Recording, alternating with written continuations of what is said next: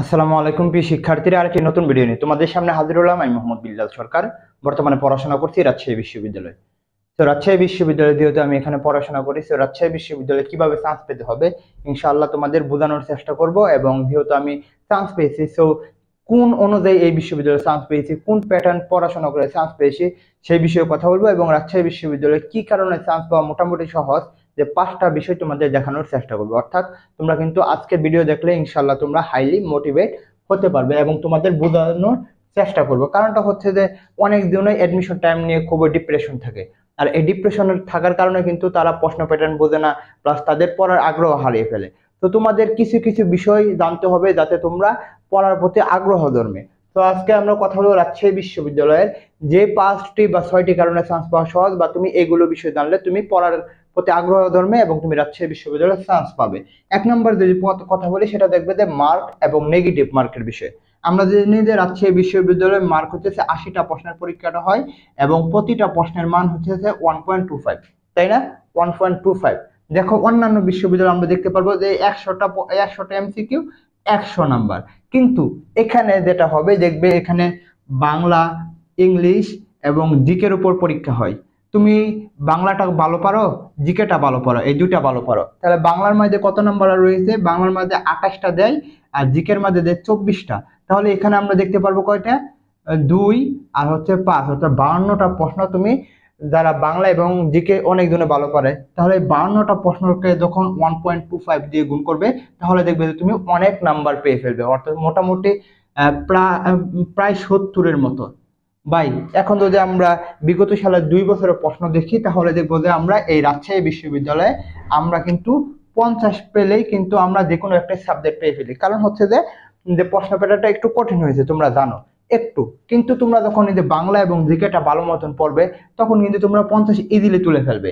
আরো তো আছে, তো ইংলিশ তো আছে। তো যখন তুমি এই মার্কটা দেখবে, অর্থাৎ রাজশাহী বিশ্ববিদ্যালয়ের মার্কটা তুমি যে যে বিশ্ববিদ্যালয়ে দেখবে যে অন্যান্য বিশ্ববিদ্যালয় 1 করে, কিন্তু রাজশাহী বিশ্ববিদ্যালয় দেখবে 1.25 করে। অর্থাৎ তুমি যেগুলো বেশি পারবে ওইগুলো যদি জাগাতে পারো, ইজিলি তুমি চান্স পেয়ে যাবে। আবার বলতেছে যারা নতুন রয়েছে আমাদের চ্যানেলটি সাবস্ক্রাইব করে পাশে থাকবে। 2 নম্বর হচ্ছে প্রশ্নের ধরনটা। রাজশাহী বিশ্ববিদ্যালয়ের প্রশ্নের ধরন মোটামুটি সেম থাকে। যদি তোমরা প্রশ্ন ব্যাংকটা দেখো তাহলে মোটামুটি সেম দেখতে পারবে। অর্থাৎ রাজশাহী বিশ্ববিদ্যালয়ে প্রশ্ন ব্যাংক পড়লে ইনশাল্লাহ তুমি 30 থেকে 40% কোশ্চেন সহজ বা চান্স পেয়ে যাবে এই 40% এখান থেকে। অর্থাৎ এখানে যদি 40% পড়তে পারো, প্লাস হচ্ছে যে শর্ট সিলেবাসটা পড়ো, তাহলে কিন্তু এনাফ, রাজশাহী বিশ্ববিদ্যালয় তোমার চান্স হয়ে যাবে। তো প্রশ্নের ধরনের অনুযায়ীও কিন্তু রাজশাহী বিশ্ববিদ্যালয় চান্স পাওয়া মোটামুটি সহজ রয়েছে, কারণ প্রশ্ন ব্যাংক থেকেই 30 থেকে 40% তুমি ইজিলি কমন পাবে। প্লাস হচ্ছে শর্ট সিলেবাসটা যদি পড়তে পারো, তাহলে কিন্তু তোমরা ইজিলি এখানে ভালো একটা নাম্বার তুলতে পারবে। আরেকটা তোমাদের জন্য ঘোষণা, কারণ অনেক জনে আমার কাছে পড়তে চাচ্ছে, অর্থাৎ তোমাদের জন্য আরেকটা কোর্স চালু করতে যাচ্ছি জিএসটি, আরইউ এবং সিইউ এর জন্য। আমরা পড়াবো বাংলা এবং ইংলিশ। বাংলার মধ্যে ইনশাল্লাহ 30টা ক্লাস দিব, ইংলিশের মধ্যে 30টা ক্লাস দিব, ইনশাল্লাহ তোমাদের শেষ করে দিব। তার সাথে তোমরা কিন্তু এক্সাম দিতে পারবে, অর্থাৎ যে টপিকটা পড়ানো হবে সেই টপিকের উপর এক্সাম দিতে পারবে। বিস্তারিত যে যে হোয়াটসঅ্যাপ নাম্বারটা তোমরা দেখতে পারবে স্ক্রিনে বা ডেসক্রিপশন বক্সে, এখানে আমাদের সাথে যোগাযোগ করতে পারো। কিভাবে রাজশাহী বিশ্ববিদ্যালয়ের চান্স পাওয়ানো দরকার আমরা এটা দেখবো। ইনশাল্লাহ তোমরা যদি আমাদের বিশ্বাস করতে পারো, তাহলে কিন্তু আমরা তোমাদের পড়ানোর চেষ্টা করবো।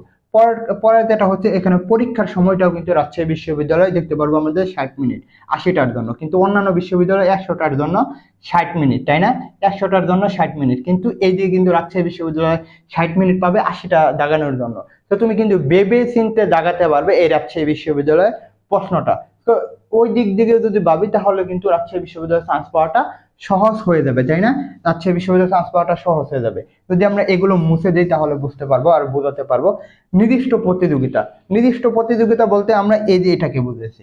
নির্দিষ্ট প্রতিযোগিতা আমরা যদি এ ইউনিট দেখি, তাহলে আমরা এখানে দেখতে পারবো যে 72,000 পরীক্ষা দিতে পারবে, অর্থাৎ 72কে পরীক্ষা দিতে পারবে। এবং প্রতিটা শিফটে আমরা জানি যে গ্রুপ করে হয়, গ্রুপ 1, গ্রুপ 2, গ্রুপ 3 আর গ্রুপ 4। আর প্রতিটা গ্রুপের মধ্যে মোটামুটি 18কে, অর্থাৎ 18,000 পরীক্ষা দেয়। এবং প্রতিটা গ্রুপের মধ্যে মোটামুটি 450টার মতন সিট রয়েছে।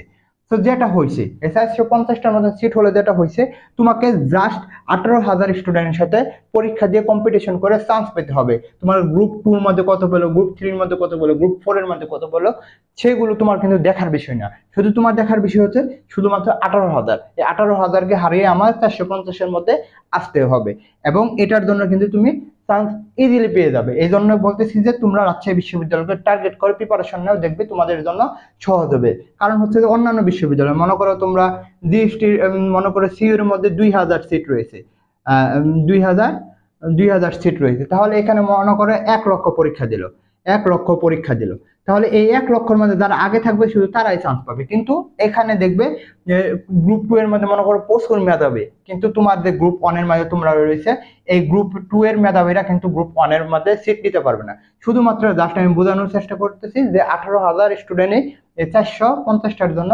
সিটের জন্য কম্পিটিশন করবে, অর্থাৎ শিফট ভিত্তিক যে কম্পিটিশন, যেটা তোমাকে চান্স পাওয়ার জন্য অবশ্যই তোমাকে সাহায্য করবে। পরে যেটা বিষয়টা হচ্ছে সেটা হচ্ছে কোনো জিপিএ মার্ক নাই। জিপিএ মার্কটা হচ্ছে যে তোমাকে রাজশাহী বিশ্ববিদ্যালয় পরীক্ষা দেওয়ার জন্য সিলেকশন পদ্ধতি 72,000-এর মধ্যে টিকে দাও, তাহলে তোমাকে এনাফ। মনে করো তুমি টিকলা 4.40 দিয়ে, আরেকজন টিকলো তার জিপিএ আছে অর্থাৎ 5 পয়েন্ট আছে, তুমি 4.40 দিয়ে টিকাটা আর তার 5 মানে জিপিএ 5 সেম, অর্থাৎ সে যে জিপিএ এর উপরে আরেকটু বেশি নাম্বার পেয়ে ফেলবে, অর্থাৎ তুমি পেলে মনে করো 18, সে পেলো 20, এরকম কিন্তু হবে না। অর্থাৎ যদি তুমি সিলেকশনে টিকে দাও তাহলে জিপিএ মার্ক নিয়ে কোনো সমস্যা হবে না। অর্থাৎ তোমরা ঢাকা বিশ্ববিদ্যালয়ে যদি দেখো বা গুচ্ছের মধ্যে দেখো বা অন্যান্য বিশ্ববিদ্যালয়ে দেখবে জিপিএ এর উপর মার্ক থাকে, অর্থাৎ 3.50 থেকে নিল, অবশ্যই তোমরা পরীক্ষা দিতে পারলে, কিন্তু যে জিপিএ 5 পেলো তার কিন্তু অবশ্যই নাম্বারটা তোমার থেকে 2 থেকে 3 আগিয়ে যায়। কিন্তু এখানে কিন্তু সহজে তোমরা এগুলো থেকে ফেস করতে পারবে, অর্থাৎ জিপিএ মার্কের উপর তোমাদের নাম্বার থাকবে না এবং তোমরা সহজে চান্স পাবে। অর্থাৎ যদি সিলেকশনে টিকে যাও তাহলে কিন্তু চান্স পাবে। তো আবার বলতেছে যারা জিএসটি, আরইউ এবং সিইউ এর জন্য পড়তে চাও বাংলা এবং ইংলিশ, আমাদের সাথে যোগাযোগ করতে পারো হোয়াটসঅ্যাপ নাম্বারে। ইনশাআল্লাহ তোমাদের সর্বোচ্চটা দেওয়ার চেষ্টা করব। এই বলে আমি শেষ করছি। আসসালামু আলাইকুম।